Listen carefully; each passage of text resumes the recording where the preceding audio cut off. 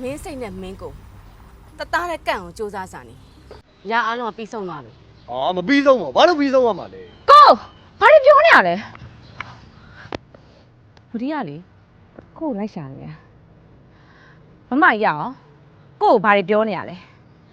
တိမ်ထဲမှာနေနေတဲ့မိသားစုတွေချင်းချင်းဘယ်အချိန်မှငါ့ဟာကိုလာလို့မလဲဆိုတဲ့စိတ်နဲ့တခိုးပန်းဖန်းနေရတော့တိတ်စစ်မပြေဘူးနော်မမကြီး ဝရီမင်းကလို့ပြောလိုက်တာလေ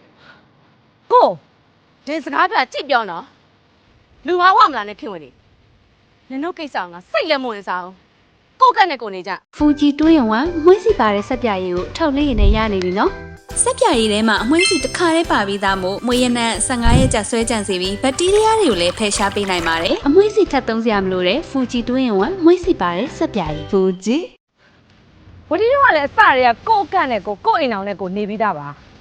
မမကြီးရတာသူများကိုကူညီသလိုလိုစေတနာထားသလိုလိုနဲ့သူတော်ကောင်းအောင်ကဆောင်ပြမနေပါနဲ့ ဝရီမင်းဘာဖြစ်နေတာလဲမင်းမမကိုဘယ်လိုတွေပြောနေတာ ကိုဝတီကကိုမိမ့်ပါပါကိုဝတီဘက်ကမပါမနဲ့ဘသူဘက်ကိုပါနေရလဲ အေးမမကလည်းငါချစ်ငါဘာနေမှမသိတော့ဘူးကွာရှောက်ရှောက်ခတ်နေတာပဲမမ